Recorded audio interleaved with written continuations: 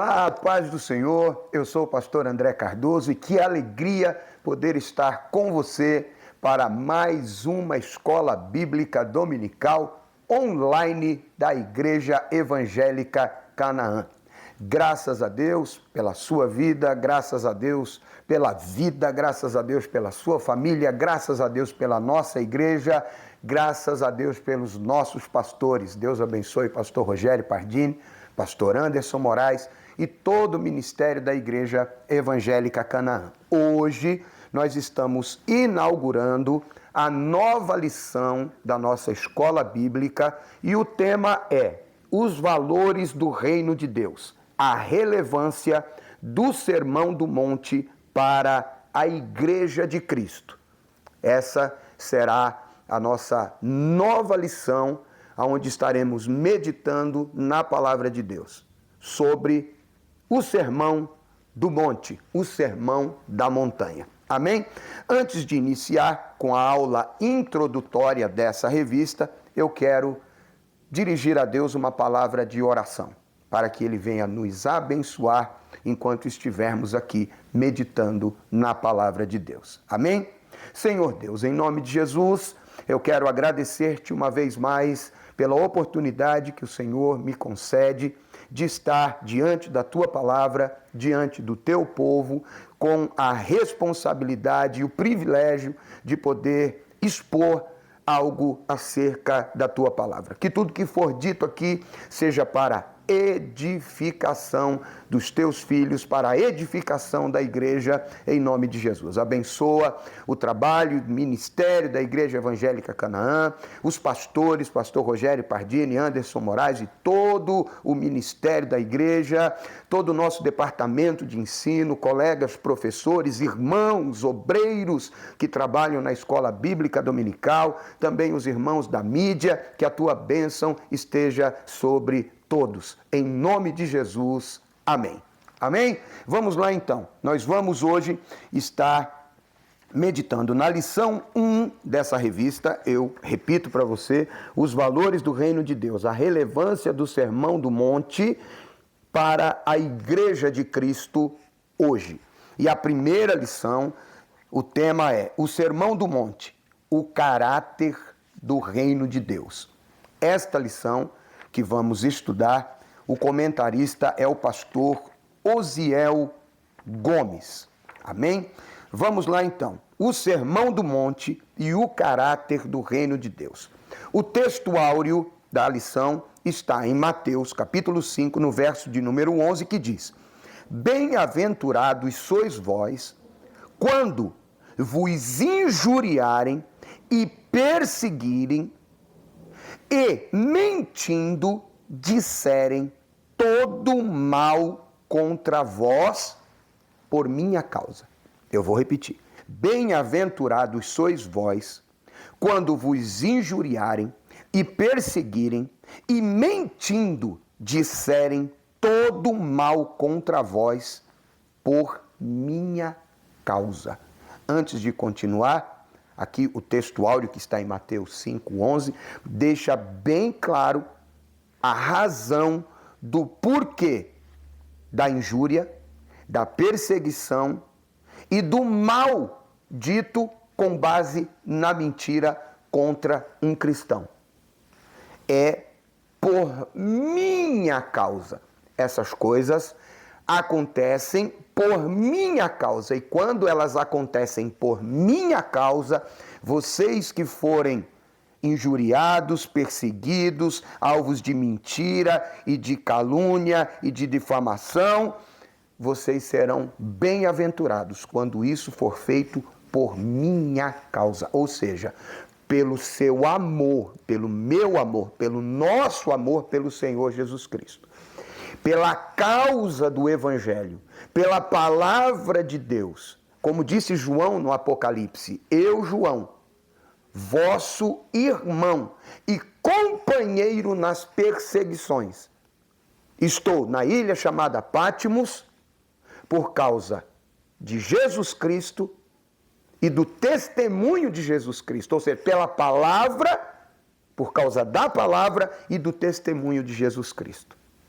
Tá bom? Então, não é por causa da má conduta de um cristão. Porque se você for perseguido, injuriado, se você receber palavras de acusações porque você cometeu atitudes equivocadas, erradas, porque você transgrediu alguma coisa, meu amigo, não é por causa do amor ao Evangelho, não é por causa de Jesus Cristo, é por causa da tua má conduta, tá bom? Então vamos lá. Então não é ser perseguido, um outro sim, ser perseguido por causa da má conduta de outro, tá? É ser perseguido por causa do amor a Jesus Cristo. Verdade prática. O Sermão do Monte revela a ética do reino de Deus que forma o caráter do cristão. Para quem deseja ser chamado discípulo de Jesus, não há alternativa senão praticá-los. O que é ética? Ética é o conjunto de princípios e práticas de um indivíduo no grupo. Então, os princípios e práticas dessa pessoa, aquilo que vai formar o seu caráter, deve ser baseado ou deve ter base na palavra de Deus. E, mais especificamente, no que está contido naquilo que conhecemos como Sermão do Monte ou Sermão da Montanha. É um manual para a conduta do cristão, para o caráter do cristão no reino de Deus. Tá bom? Vamos à leitura bíblica em classe. Como alguns irmãos provavelmente não têm a revista, acompanhe a leitura na sua Bíblia, ok? Vamos lá. Mateus capítulo 5, versos de 1 a 12. A leitura bíblica. Verso 1. Jesus, vendo a multidão, subiu a um monte e, assentando-se, aproximaram-se dele os seus discípulos. E, abrindo a boca, os ensinava, dizendo: Bem-aventurados os pobres de espírito, porque deles é o reino dos céus. Bem-aventurados os que choram, porque eles serão consolados. Bem-aventurados os mansos, porque eles herdarão a terra. Bem-aventurados os que têm fome e sede de justiça, porque eles serão fartos. Bem-aventurados os misericordiosos, porque eles alcançarão misericórdia. Bem-aventurados os limpos de coração, porque eles verão a Deus. Bem-aventurados os pacificadores, porque eles serão chamados filhos de Deus. Bem-aventurados os que sofrem perseguição por causa da justiça, porque deles é o reino de Deus. Bem-aventurados sois vós quando vos injuriarem e perseguirem, e mentindo disserem todo mal contra vós por minha causa. Exaltai e alegrai-vos, porque é grande o vosso galardão nos céus, porque assim perseguiram os profetas que foram antes de vós. Amém? Graças a Deus pela leitura da palavra. Os objetivos dessa lição, em primeiro lugar, são analisar a estrutura do Sermão do Monte, correlacionar as bem-aventuranças com o caráter do cristão e afirmar a bem-aventurança do cristão. Amém? Vamos então à introdução. O tema deste trimestre é o Sermão do Monte, ou Sermão da Montanha. Considerado a alma do Evangelho, o ensino que Jesus transmitiu no monte se destaca pela sua dimensão prática e revela a essência de um verdadeiro seguidor de Cristo. Ao longo desse trimestre, veremos que o Sermão do Monte traz um ensinamento que, em primeiro instante, volta-se plenamente para Deus. Num primeiro momento, nós vamos estar estudando e vendo que este ensinamento remete a Deus. volta-se para Deus. E no outro, revela o lado ético do divino, do reino de Deus, que é amar ao próximo e amar a Deus. Ou seja, amar a Deus acima de todas as coisas e amar ao próximo. Esses dois mandamentos perfazem os pilares da vida cristã. Você vai ler isso em Mateus 22, 37 e 39. Assim, o Sermão do Monte é um convite para praticar o que Jesus ensinou. Jesus, como nós veremos aqui, ele não veio abolir a lei. Ele cumpre a lei. Ele diz que a lei em si é boa, mas ele aprimora, ele sintetiza a lei. De que maneira? Dizendo: amarás ao Senhor teu Deus acima de todas as coisas, só Ele adorará, só Ele prestará culto, e ao teu próximo como a ti mesmo. Amém? Então, a base, a estrutura é essa. Vamos lá, o primeiro parágrafo aqui, o primeiro tópico, é a estrutura do Sermão do Monte. Por que chamado Sermão do Monte? Já no verso 1 do capítulo 5, o texto já explica, já mostra o porquê é considerado o Sermão do Monte. Foi pregado por Jesus, foi entregue aos discípulos e às pessoas que ali estavam quando Jesus sobe a um monte. A Bíblia não especifica, Mateus não vai especificar qual exatamente é o monte, geograficamente falando, não é? Alguns acreditam que fosse perto de Cafarnaum, enfim, mas não há uma localização exata. Então, não há o porquê nós aqui ficarmos conjecturando. Alguns dizem que é a oeste do mar da Galileia, cerca de 13 quilômetros a sudeste de Cafarnaum, mas o fato é que o local, geograficamente falando, específico da onde Jesus estava ensinando, é de só menos importância. O importante é que ele sobe a um monte e, assentando-se, começa a ensinar, e o conteúdo do ensino é o que de fato importa. O segundo aqui, subtópico, é a estrutura do Sermão do Monte.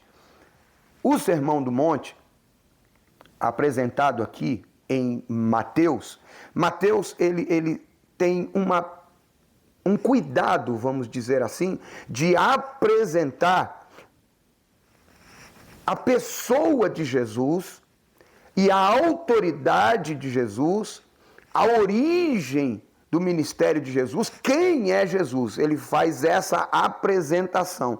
Então, ele começa, e o comentarista faz questão de estruturar isso até chegar ao Sermão do Monte, para validar, confirmar que quem está dando aquele ensino é o Emanuel.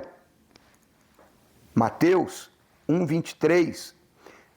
Então, ele vai falando a respeito do nascimento de Jesus, sobre a chamada do Egito, o choro de Raquel, chamado de Nazareno, o batismo por João Batista, uma voz no deserto, uma grande luz que resplandece, e assim toda a estrutura precede os 5 discursos do Sermão do Monte. O Sermão da Montanha é dividido, a estrutura dele é dividida em 5 pontos.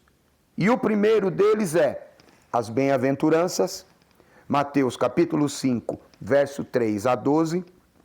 Segundo, os discípulos, os seguidores de Jesus, são o sal da terra e a luz do mundo. Tá? Capítulo 5, verso 13 a 16. Jesus é o cumprimento da lei, o cumprimento da lei. Mateus capítulo 5, verso 17 a 48. Os atos de justiça que devem estar presentes na vida do crente. Capítulo de número 6, verso 1 a 18. E as declarações de sabedoria, do capítulo 6, do verso 19 até o capítulo 7, verso 27. Essa é a estrutura do Sermão do Monte. Em terceiro lugar, a quem se destina o Sermão do Monte? Os ensinos do Sermão do Monte podem ser considerados princípios esboçados por Cristo que revelam a verdadeira característica do seu reino messiânico. A princípio, podemos dizer que o Sermão do Monte foi direcionado aos discípulos, Lucas 6:20, mas também a boa parte da multidão que o ouvia, Mateus 7:28. Portanto, o Sermão do Monte é destinado a todo crente que nasceu de novo. Vamos ler 2 Coríntios, capítulo 5, verso 17. 2 Coríntios, capítulo 5, verso 17.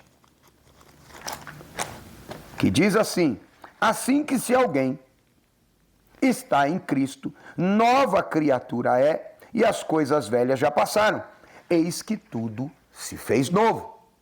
Ou seja, quando a pessoa tem um encontro com Cristo, entrega a sua vida por Cristo, existe o arrependimento, existe a conversão, essa pessoa então deixa as velhas práticas, por isso é uma nova criatura e eis que tudo se faz novo. E qual é o padrão para o novo? Quais as características do novo, do ser nova criatura? O Sermão da Montanha ou Sermão do Monte, um manual para a ética e conduta desse crente. Amém?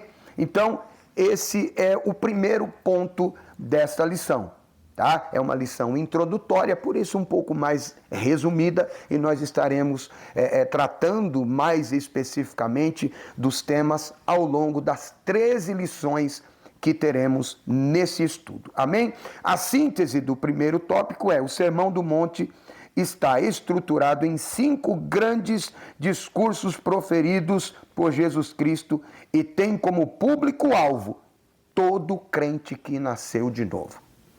Todo crente que nasceu de novo deve ler, meditar, acolher o Sermão do Monte para a sua vida.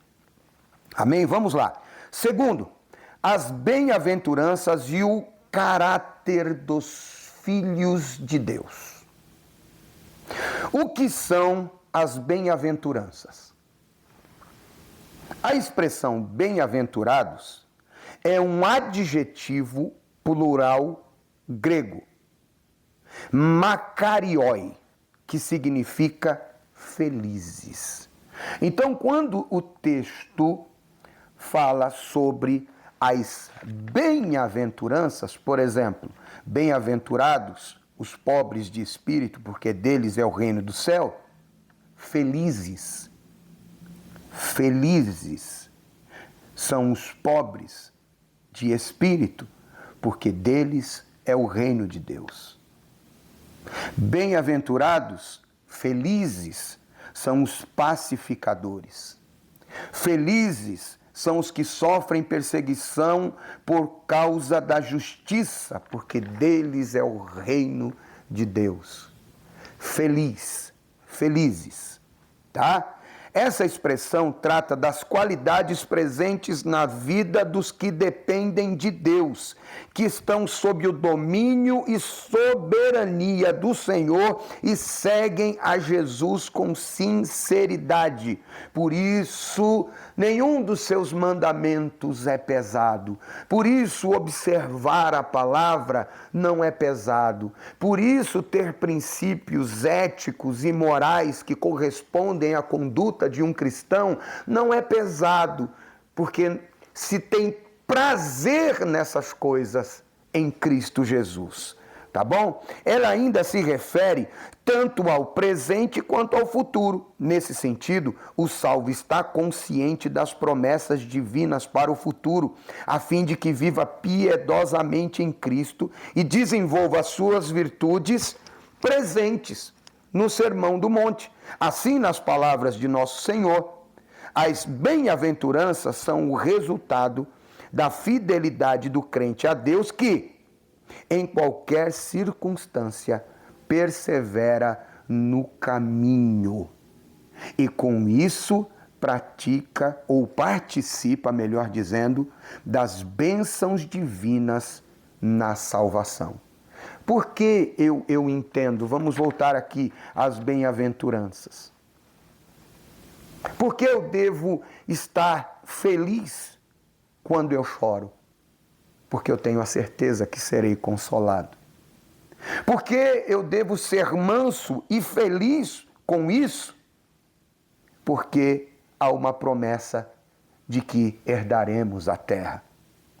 Por que estar feliz quando se tem fome e sede de justiça? Porque a garantia, a promessa é de que seremos fartos. Por que ser feliz ao ser misericordioso? Porque sendo misericordioso, o texto diz que eu alcanço a misericórdia. Por isso eu exerço a misericórdia. Por que estar feliz e ser feliz sendo limpo de coração? Porque há a garantia de que veremos a Deus. Por que ser feliz ao ser um pacificador? Porque ao ser um pacificador, eu serei reconhecido e chamado como filho de Deus. Ei, você que gosta de semear ali uma bombinha, uma contendazinha, o texto está dizendo, seja feliz em ser um pacificador, porque a promessa para você é que você será chamado filho de Deus. Porque feliz quando sofrer perseguição por causa da justiça, porque a promessa é de que herdaremos o reino dos céus. Por que será bem-aventurado quando ser feliz quando injuriado, quando perseguido?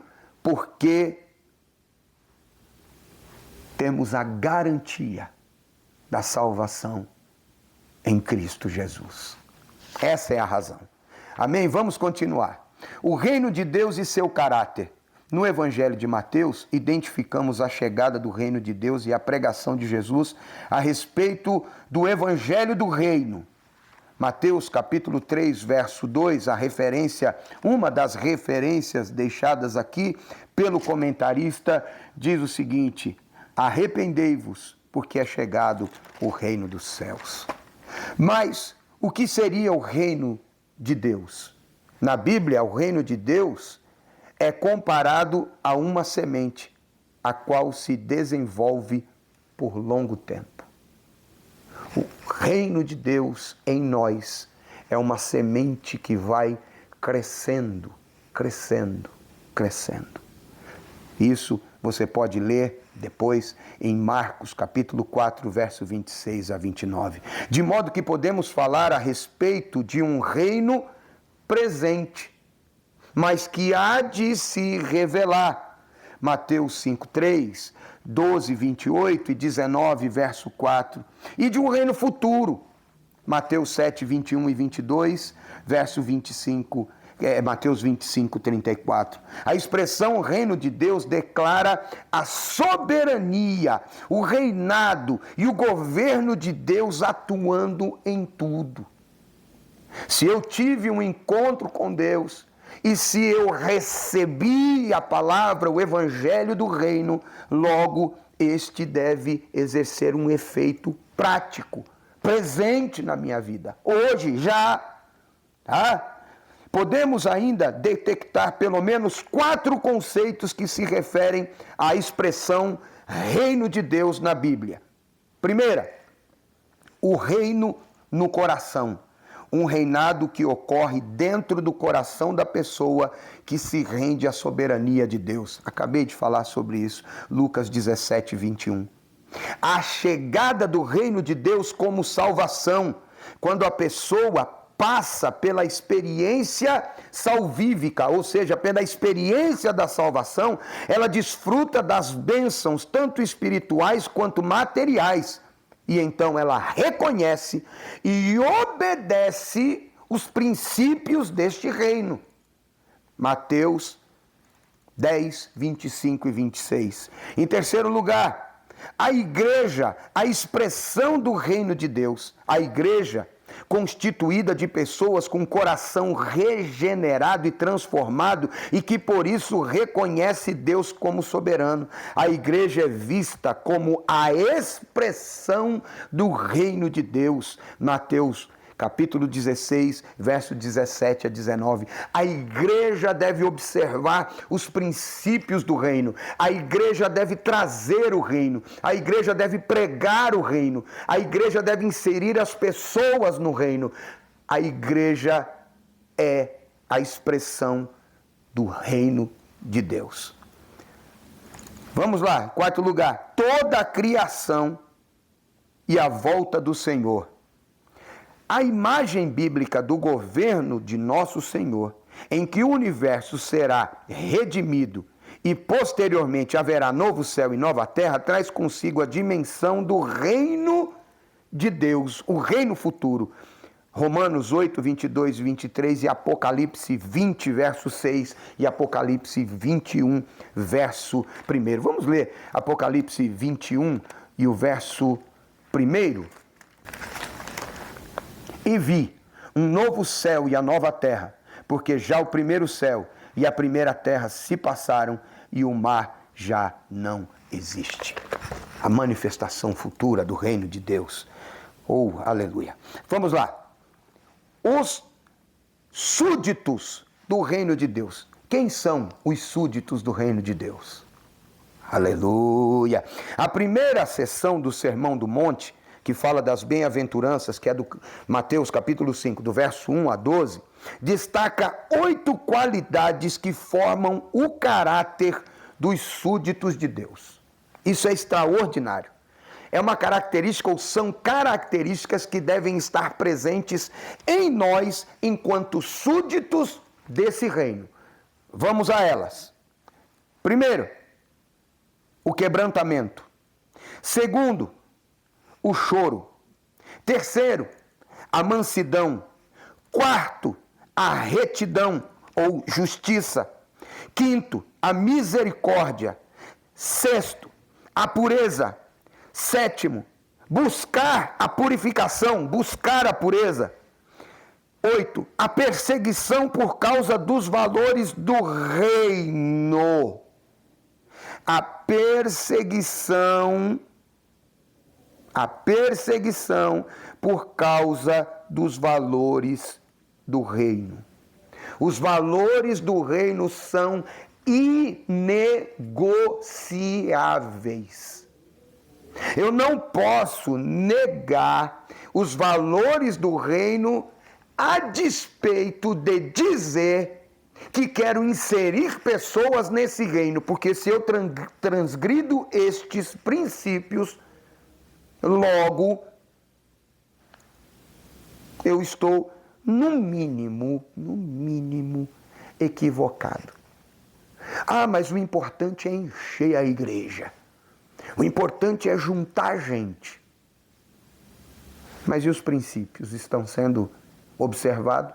Os valores do reino estão sendo preservados? Pense nisso. Logo, espera-se que os filhos de Deus manifestem essas qualidades espirituais na vida cristã, pois sem elas não podemos participar do reino. Mateus 3, de 8 a 10. Vamos ler Mateus 3, de 8 a 10. Diz assim: produzi, pois, frutos dignos de arrependimento, e não presumais de vós mesmos, dizendo: temos por pai a Abraão, porque eu vos digo que mesmo destas pedras Deus pode suscitar filhos a Abraão. E também agora está posto um machado à raiz das árvores. Toda árvore, pois, que não produz bom fruto, é cortada e lançada no fogo. Se digo que sou cristão, logo essas características devem estar presentes na minha vida. Ah, pastor, mas eu nasci assim. Aqui corre sangue, sei lá do quê. Não. Aqueles que estão em Cristo são nova criatura. E agora você tem que produzir frutos dignos de arrependimento. Eu tenho que produzir frutos dignos de arrependimento. Nós temos que dar bons frutos. Amém? Portanto, ao praticar essas qualidades do reino, seremos chamados bem-aventurados. Isto é, verdadeiramente felizes. Ah, pastor, mas ser pacificador, quando tudo em volta é guerra, e para falar a verdade, eu até concordo com o ponto de vista de quem está irado. Mas seja um pacificador. Lá nos Provérbios está escrito que sem lenha o fogo se apaga. Não havendo quem fale, logo não há contenda. Tá? Jesus, quando ensina a orar, na oração modelo, ele diz: perdoa-nos, assim como nós perdoamos. Bem-aventurados são os misericordiosos, porque alcançarão misericórdia. Então, nós devemos manifestar nas nossas vidas estas características, essas qualidades que formam o caráter dos súditos do reino de Deus. Eu sou súdito desse reino. Você é um súdito do reino de Deus. Louvado seja Deus. Sinopse. A síntese desse segundo tópico é: cada bem-aventurança é um traço do caráter de quem vive os valores do reino. Tá bom? Vamos aqui ao terceiro e último tópico desta aula introdutória dessa nova lição, os valores do reino de Deus, a relevância do Sermão do Monte para a Igreja de Cristo hoje. Perceba que essas qualidades do caráter do cristão devem estar presentes hoje, não é coisa para o passado, não.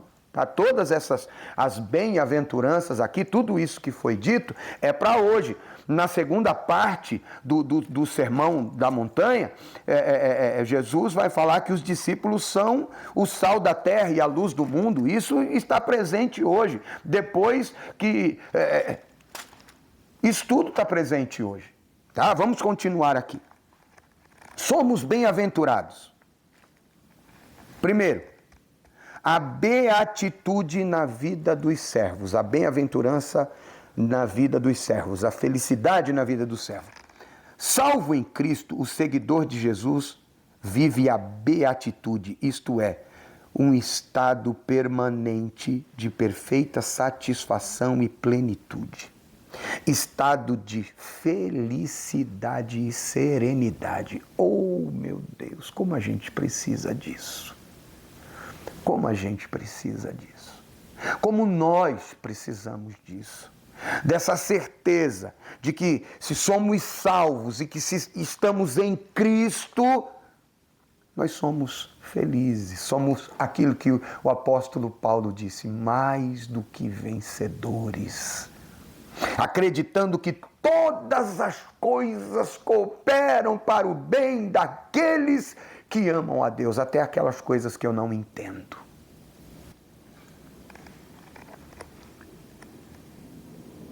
Vamos continuando aqui. Isso ocorre porque o discípulo de Jesus desfruta do favor de Deus e manifesta atitudes que mostram coerência com a ética do reino de Deus. Isso aqui é tão importante.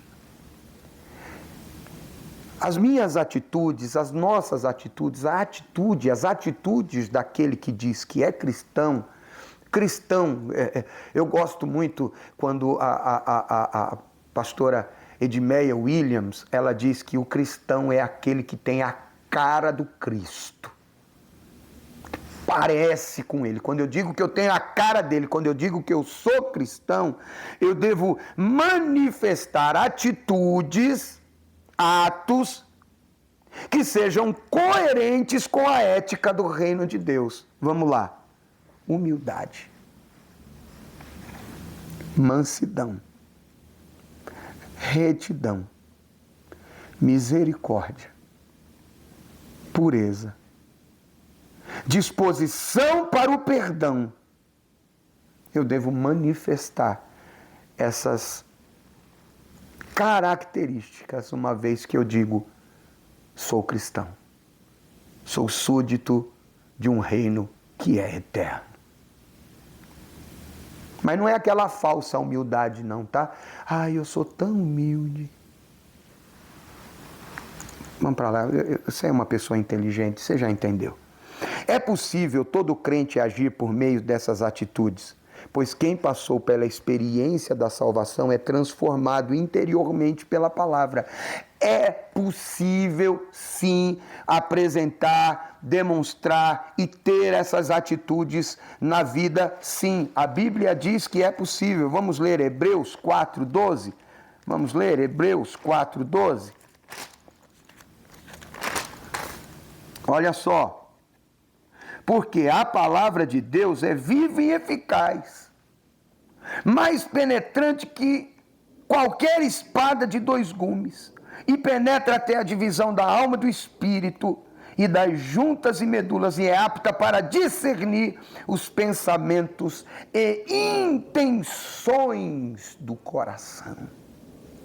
De que maneira eu faço isso? Paulo, escrevendo, ele diz, não vos conformeis com esse mundo, mas transformai-vos pela renovação do vosso entendimento. Aquilo que a gente chama de metanoia, é pensar, mudar radicalmente a nossa maneira de pensar, não mais segundo os meus conceitos e nem os conceitos mundanos, mas segundo a palavra de Deus e os valores do reino. Vamos em frente, porque essa palavra deve penetrar em nós. Não é uma coisa que fica na pele.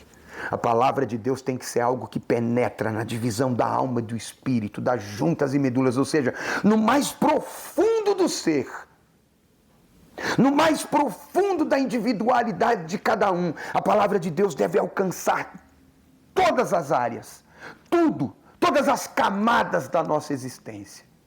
É a respeito disso que se diz o texto. Vamos lá. A prova de que o cristão é bem-aventurado.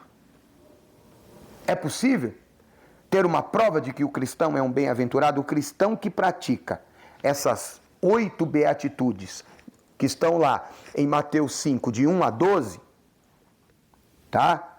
Essas beatitudes que estão contidas no Sermão do Monte, essa pessoa, esse crente, domina o eu carnal. Essa pessoa vive em Cristo e entra numa dimensão espiritual. E essa pessoa tem prazer, então, em viver, e vive de fato a bondade de Deus. Vamos ler alguns textos, tenha paciência, estamos encerrando já. Gálatas, capítulo 2, verso 20. Gálatas 2, 20. Diz assim o texto: já estou crucificado com Cristo e vivo, não mais eu, mas Cristo vive em mim. E a vida que agora vivo na carne, vivo-a na fé do Filho de Deus, o qual me amou e se entregou a si mesmo por mim. Filipenses capítulo 3, versos 7 e 8. Mas o que para mim era ganho, reputei-o perda por Cristo. E na verdade tenho também por perda todas as coisas, pela excelência do conhecimento de Cristo Jesus, meu Senhor, pela qual sofri a perda de todas essas coisas e as considero como esterco, para que possa ganhar a Cristo. Verso 9, e seja achado nele, não tendo a minha justiça que vem da lei, mas a que vem pela fé em Cristo, a saber, a justiça que vem de Deus pela fé. Romanos, capítulo 12, verso também de número 12, que diz o seguinte: alegrai-vos na esperança, sede pacientes na tribulação, perseverai na oração. porque temos a promessa eterna do reino de Deus. Aleluia. Assim, no Sermão do Monte, Jesus ensina que a verdadeira felicidade nada tem a ver com o que o homem moderno deseja. A verdadeira felicidade em Cristo Jesus não tem a ver com dinheiro, com ambição, com poder, com vaidade. A felicidade bíblica se revela em quem ama, em quem bendiz, em quem faz o bem e quem ora pelos que o maltratam e o perseguem. Essas são as características que definem o caráter de um cidadão do reino, de um súdito do reino. Ser feliz segundo os padrões bíblicos contidos aqui em Mateus capítulo 5, de 1 a 12, não tem nada a ver com aquilo que a gente busca baseado na nossa carne, no nosso desejo carnal, mundano, do mundo humano. Não tem a ver com dinheiro, não tem a ver com ambição e não tem a ver com poder. É ser feliz por ter a certeza de que já faz parte do reino de Deus. Chegamos ao final desse tópico e a síntese dele é: o Sermão do Monte esclarece que as bem-aventuranças são a verdadeira felicidade para quem nasceu de novo. Não é pesado fazer o bem, não é pesado ter piedade, não é pesado se purificar, não é pesado santificar, não é pesado exercer a misericórdia, e com isso eu sou feliz. Ou deveríamos ser felizes.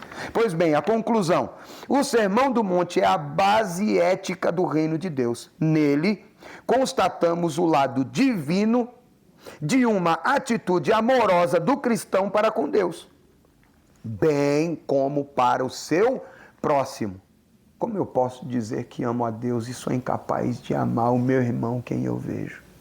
Uau, pensa nisso. Se cada crente fizesse do Sermão do Monte o seu norte ético de vida, as polêmicas não teriam lugar entre nós.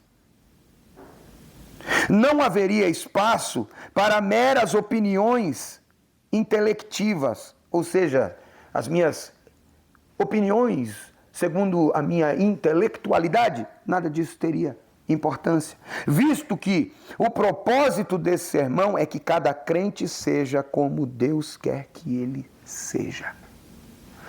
Deixa eu fazer uma pergunta aqui, encerrando a nossa lição de hoje. Você, crente, já leu pelo menos uma vez o Sermão da Montanha, o Sermão do Monte?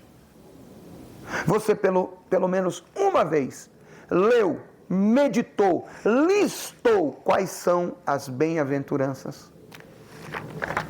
Pense nisso. Enfim, chegamos ao final da nossa aula inaugural da nova lição, repetindo aqui o tema que é importantíssimo, dado os dias em que vivemos, em que valores estão sendo jogados fora a todo instante, negligenciados a todo instante e, infelizmente, até valores do reino têm sido negociados. Essa lição é muito importante, muito oportuna. Os valores do reino de Deus, a relevância do Sermão do Monte para a Igreja de Cristo. Espero você para a próxima lição. O tema da próxima lição será Sal da Terra e Luz do Mundo. Não fique de fora, participe, compartilhe, chame a sua família, participe da Escola Bíblica Dominical. A Escola Bíblica Dominical não oferece nenhum tipo de certificado, mas ela nos prepara para fazer parte desse reino hoje e no futuro. Amém? Chegamos ao final. Que Deus em Cristo abençoe a sua vida, a sua família. Uma semana de bênçãos para você. Nos vemos na próxima aula. Em nome de Jesus. Deus abençoe. Amém e amém.